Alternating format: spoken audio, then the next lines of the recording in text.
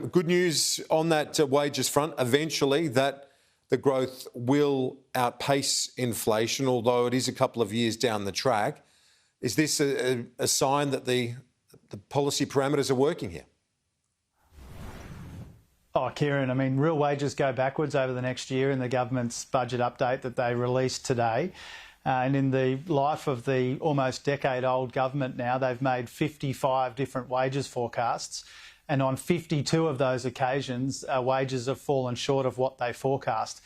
We want wages growth to return, but it hasn't been a feature of the last 8 long years of this government. That's because stagnant wages are a deliberate design feature of their economic policy. And now, because we're on the eve of an election, they want to pretend otherwise. But their record speaks for itself on wages, and their record of forecasting wage increases speaks for itself as well. The reason why Australian working families are finding it so tough is because the costs of living are skyrocketing at the same time as their real wages are going backwards.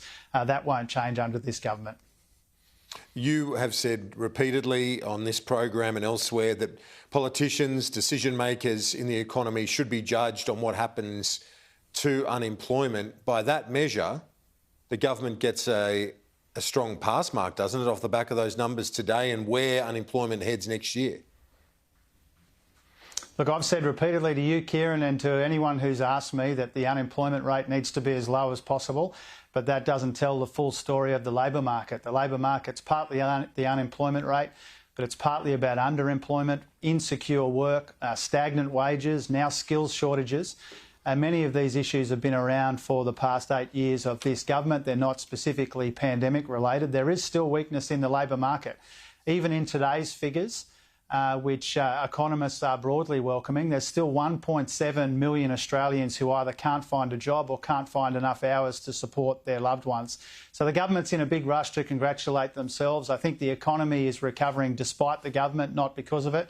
The labour market and the economy more broadly would be in much better nick were it not for the mistakes that the Morrison government made this year on quarantines and vaccines. The other important point, which I just heard Tom Connell make, and he's right, one of the reasons why we're seeing this recovery of this magnitude and nature at the moment is because the September quarter was so bad, the lockdown quarter, where we saw the third worst downturn in the history of the national accounts as a consequence of those Morrison government mistakes.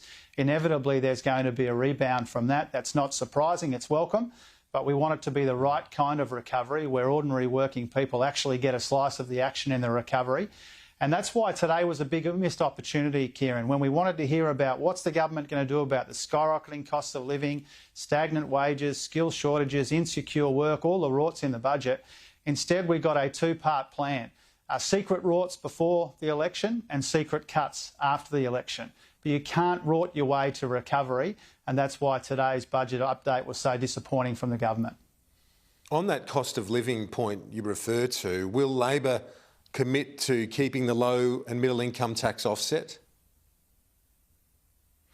Well, we don't know what budget we would inherit from the government. Today was an important indication of what the government expects to happen in the budget, but they're still saying that there'll be another budget between now and the election. We'll get a pre-election fiscal update. And what we've said all along is that when there is tax relief, it should be directed ideally at the people that need it most. That's why we supported the government's changes to the so-called Lamito. And if the government extends that at some point, I anticipate that we would welcome that. But what we have to do is make sure that our plans are carefully calibrated. Well, we'll cross that bridge if we come to it, Kieran. My expectation, frankly, is that they will. As it stands right now, ordinary working people get a tax hike after the election. The government tries to pretend that they're good on taxes, despite the fact that they're the second highest taxing government of the last 30 years, and the highest taxing was Howard and Costello. So let's see what they do, Kieran. We'll do the right and responsible thing. Our economic alternative is all about support for working families, more secure jobs and a future made in Australia. That's why we've been talking about free TAFE where there's skills shortages to give more people more opportunities, cleaner and cheaper energy with our climate change plan to get emissions down at the same time as we get power costs down. All of our economic policy is geared in one way or another to making sure the economy and our society is stronger after COVID than before. All we heard from the government today was more rorts. A permanent fixture? Because at the moment, just to clarify for our viewers, the Lamito, or Lamington as it's called, the $1,000 rebate for low and middle income earners, it's being done on an ad hoc basis. Given what you said about the inequity for those people facing a tax hike at the next election as it stands, would you look at making it a permanent feature of the budget? I'm not prepared to make that commitment, Kieran. I'm not prepared to make that announcement today. You know, clearly, as it stands, it's a fact that offset is removed after the election. That means a tax hike for millions of Australians at the same time as the government goes on about their record on tax.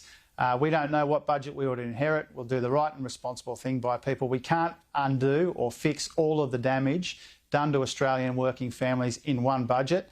That's been done over the last 8 or 9 years. Let's see what budget we inherit. We've made a series of commitments to make life easier for working families. Childcare has been a big commitment. Getting power costs down is a big part of the story, and other initiatives as well. But we'll always do the right and responsible thing by working families. The government's plan between now and the election is a big secret slush fund, an extra $16 billion in that slush fund, and they say that they'll cut the budget after the election, but they won't tell us how. And so secret slush funds before the election and secret cuts after, that's not a plan to get the economy growing the right way in the interests of Australian working families. We've got a better way to go about it. The last 2 elections, Labor has committed to having a better budget bottom line and budget outcome than the government. Will you commit to the same at the upcoming election? Look, as I've said before, Kieran, our budget position will take into account the budget that we inherit, but most of all, it'll be about the economic circumstances that we inherit. The most important thing is not to accept some kind of comparison between us and the government. The government's budget is chock full of rorts and waste, and we've got other commitments that we want to make, which are investments in the economy, where you get a dividend, whether it's in terms of growth or employment or wages growth or support for working families. And so we'll do the right thing by the economy. We don't know what budget bottom line we would inherit, but our overwhelming priority is to make the right, responsible decisions, which are all about growing the economy and recovering the right way out of COVID, so that we can run the economy in the interests of the people and not in the political interests of the government, which is what we've seen over the life of this decade-old government. So would you say it's more about making it, that decision on where the budget outcome is on an economic judgment as opposed to the political judgment that was made in the previous 2 elections? Look, I've said repeatedly, Kieran, it's not a reflection on earlier elections. My approach to the budget and to the economy is that the budget should serve our economic objectives, and our economic objectives should be determined by what's right for working families and for secure jobs and for a future made in Australia. And I think that means if you take an economic approach to the budget, we can invest money more responsibly than the government with all of their rorts and waste. We can grow the economy the right way. We can look to areas like multinational taxes where there have been some really important global developments that we should be a part of.